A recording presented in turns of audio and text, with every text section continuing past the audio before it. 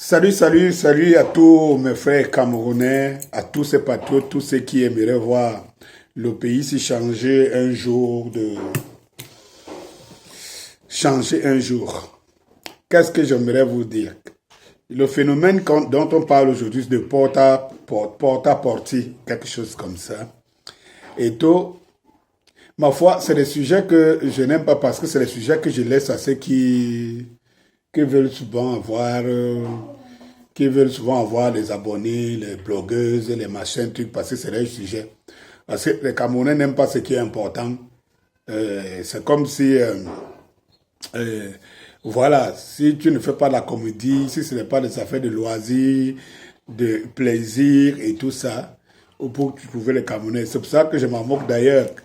J'en ris beaucoup quand j'entends souvent des gens, certaines personnes ici viennent dans ma modeste page, où c'est ceux qui s'intéressent à l'intelligence, à ceux qui s'intéressent à la valeur humaine, qui s'y retrouvent, qui sont mes abonnés. C'est pour ça que je ris souvent quand je vois quelqu'un vient dire, oh, ça c'est un poste pour avoir les abonnés, les followers. Ça me fait trop rire. Voilà Denis Scorpio que vous connaissez. Tout le monde entier, tous les Camerounais de la diaspora, du monde, de partout connaissent Denis Scorpio.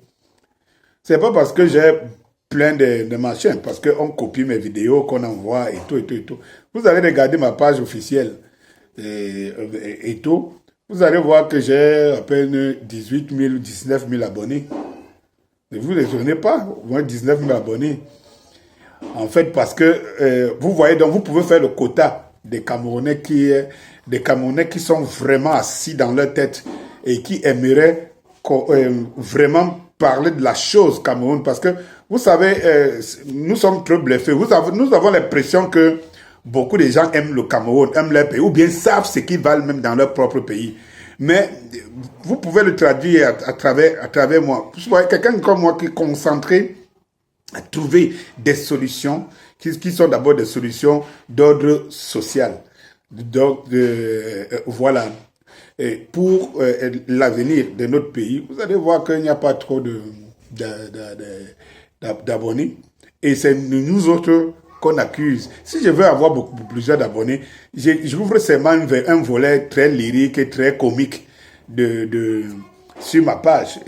Je ne vais pas vous dire, ça va exploser, des abonnements vont exploser, parce que Camerounais aime être à la page des intrigues et tout ça. Bon, et voilà, donc je voulais passer dessus. Nonobstant, je vous demande, vous qui êtes là, abonnez-vous toujours bien, faites-vous abonner parce que quelque part on a sauvé le Cameroun. Nous décrions les mots qui minent le pays tous les jours, mais comment on peut arriver pour notre travail peut avoir assez d'impact? Si les gens sont beaucoup plus concentrés à écouter des comédiens, des blogueuses, des vendeuses de fesses, des porta-porti, des mangeuses de caca et tout cela. Si les gens sont intéressés à ce genre de personnes, vous voulez que le pays change comment? C'est pour ça que le régime se moque de nous autres. Il se dit, si les gens savaient que ce que le type l'a dit est vrai, il est comme quelqu'un qui chie dans le torrent, quoi, tu vois. C'est-à-dire que ça n'aura pas d'impact. Mais continuons à croire, parce que petit à petit, nous construisons un nid. Nous devons conscientiser et nous ne devons pas cesser de conscientiser. Mon premier volet de cette intervention, c'est le porta-porti, quelque chose que vous connaissez. Et tout ce qui se passe dans les trucs, moi je m'intéresse beaucoup plus aux gens qui sont victimes des situations dans des zones, dans des pays maghrébins, arabes et tout ça là, pour dire que notre régime, ceux qui nous gouvernent sont responsables de ce qui arrive. Et bien vrai, je suis souvent le premier ici à critiquer comment le modèle d'éducation de notre société, de nos filles en particulier, de la gente féminine en général, dans notre pays. Quand je décris ici les phénomènes, les faiblesses, les défauts de la gente féminine, vous voyez des gens qui se disent des féministes, qui viennent faire semblant d'aimer les femmes, ou bien pour faire plaisir à leurs femmes. Vous voyez des gens, des femmes, qui estiment que je ne dois pas dire ça, alors qu'on dit déjà tout du bien de ce que vous voulez comprendre. Les gens le disent, les blogueuses, les machins, ils disent tout ce que vous voulez entendre. Ils disent tout. ce que la Bible vous enseigne, ce que vous croyez, sauf ce que la morale devrait vous enseigner. Et tout. Parce que pourquoi les femmes vont dans ce genre d'aventure? C'est parce que dès le départ, elles sont cultivées à la paresse, à tout gagner, sans rien faire. Parce que Dieu les a donné un instrument de travail, le sexe. Et Dieu seul sait. Si vous voulez même piéger les filles ici dehors, vous voulez, si vous êtes même des vendeuses, des vendeurs d'ossements humains et de sexe et de machins, vous ne pouvez pas rater votre cible. Parce que vous êtes sûr que si vous ciblez une femme, il y a 1 sur 10 qui peut s'échapper. Dès lors que vous mettez le plaisir, le bien-être devant, il y a 1 sur 10. C'est que je dis là, même les femmes mariées, hein. Même les femmes mariées. Parce que la culture est de prendre pour rien. Nous sommes dans une société où des gens vivent pour rien. Vous prenez ce qui est naturel. Par exemple, les chefferies et tout. Le chef ne fait pas d'efforts. On fait les efforts pour lui. Ça fait partie de notre nature et de notre culture.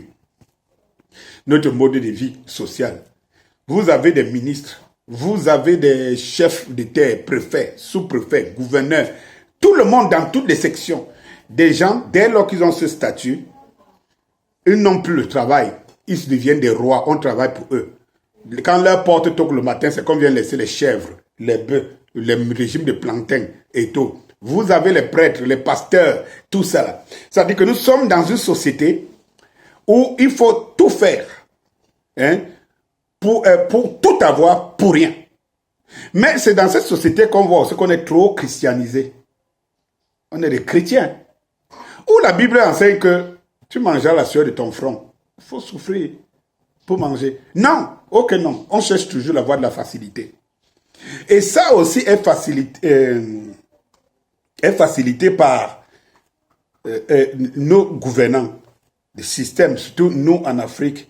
Et regardez très bien que tout ce qu'ils font dans le monde, à travers le monde, c'est toujours des femmes issues des pays pauvres. Que ce soit en Asie, que ce soit en Afrique et tout. Ça dit que la pauvreté est vecteur de ça. Est-ce que nous sommes donc pauvres, nous, les Camerounais, parlons maintenant de nous. Sommes-nous pauvres? On a de la richesse inestimable. On a les terres arabes. On a un ensemble de biens. Mais nous avons un système et des personnes qui sont inhumaines, qui nous dirigent parce que pour être même au sommet de la direction de ce régime, il faut être inhumain. Il faut donner des sacrifices. Il faut arrêter d'exister, être un objet pour tes bourreaux. À partir du moment-là, tout le reste est objet. Vous ne pouvez pas imaginer. Ceci montre la diplomatie. On nous parle de diplomates. Nous aussi, on peut se targuer de dire qu'on a des ambassadeurs, des structures diplomatiques de par le monde. On peut aussi se targuer de le dire. Mais qui nous servent à quoi? Qui servent à quoi aux Camerounais? Je pose la question. Tous les scandales que vivent les Camerounais à l'étranger, des Camerounaises, vous n'entendez jamais que la diplomatie camerounaise a parlé. Elle est muette. La diplomatie camerounaise se met en branle quand le régime est indexé, par exemple, par un pays occidental ou bien par des occidentaux. En ce moment-là, il y a des balais diplomatiques. Mais si c'est pour les Camerounais, les compatriotes, si c'est pour la population que nous sommes, c'est des faits divers qui ne concernent pas le régime. Ils ne gèrent pas. Cela montre à suffisance que nous avons un régime qui ne sert pas les Camerounais à suffisance. Quand vous voyez des femmes, hier c'était au Koweït, avant-hier c'était au Liban, après c'est à Dubaï et dans les pays, dans les Émirats. Quand vous voyez tous ces scandales, j'ai vu mon jeune frère ici à HA, je crois, essayer de démontrer que tout ça là c'est des cas isolés. Quand bien ça se passe à Dubaï et tout ça c'est des cas isolés. Mais oui. Sauf qu'il va te répondre, jeune frère, que tu as l'impression de dire que ça ne concerne pas Dubaï, l'État, les États, et tout ça là, c'est des cas isolés. Mais des cas isolés, si en Afrique, ça ne veut rien dire, en Occident et dans des pays où on sent la valeur humaine, ça veut dire quelque chose. Tu es un Français ici. Même si son pays ne connaît pas, encore que chez eux, les gens qui respectent, ils protègent leurs ressortissants partout où ils sont. Tu es un Américain ici. Prenez seulement un Américain, même s'il était en train de faire de mauvaises choses. Vous n'avez pas vu Sarkozy aller récupérer les vendeurs des enfants français au Tchad? Le fameux arche de Noé. Vous ne pouvez pas imaginer que si vous pensez que si quelque chose se passe pour un étranger au Cameroun, un pays, peut-être un Américain, un Allemand, un Suisse et tout ça, si quelque chose se passe, tu crois qu'on va chercher à savoir ce que la personne faisait au Cameroun? Il faut sauver le soldat Ryan. C'est-à-dire qu'il faut qu'on ait cette culture, cette habitude, cette culture. Et tout. La richesse, si on ne l'a pas, oui, bien sûr. Elle n'est pas, on ne l'a pas. Oui, parce que nous avons des régimes, ma foi, que celles que j'ai décrit. Mais, en réalité, le Cameroun aimait ses fils et protégeait ses fils. Dès lors qu'un de ses fils est en difficulté ailleurs, la diplomatie devait se mettre en branle. Vous avez vu ici que c'est des particuliers qui sont même allés sauver des Camerounaises au Koweït, au Liban, et tout ça.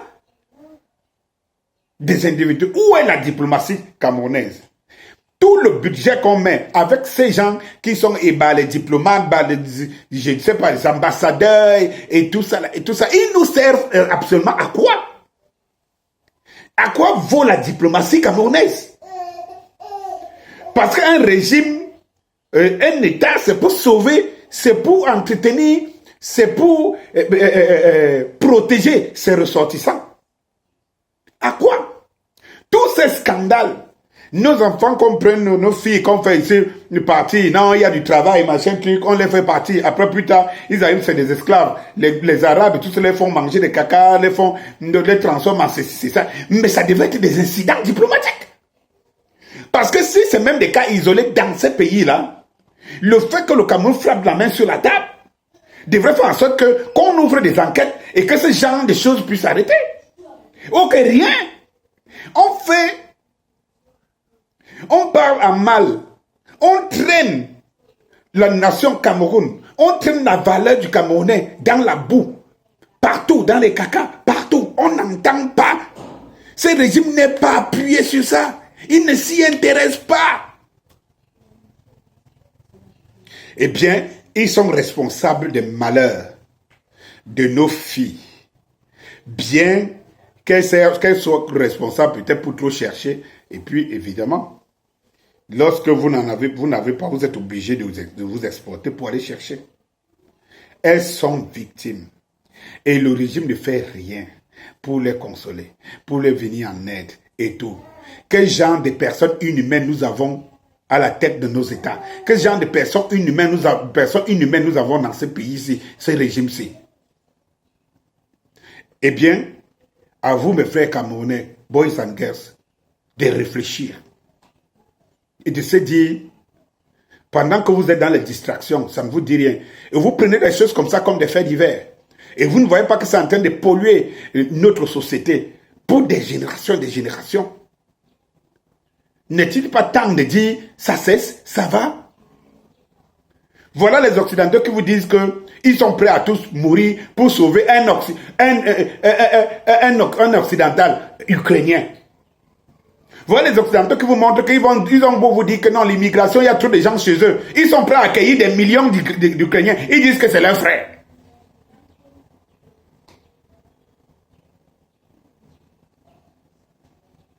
Après, vous avez des gens ici qui sont inhumains et nous sommes là à ne rien faire. À dormir.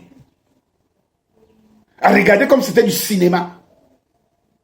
Il faut arrêter ça. Il faut arrêter ça.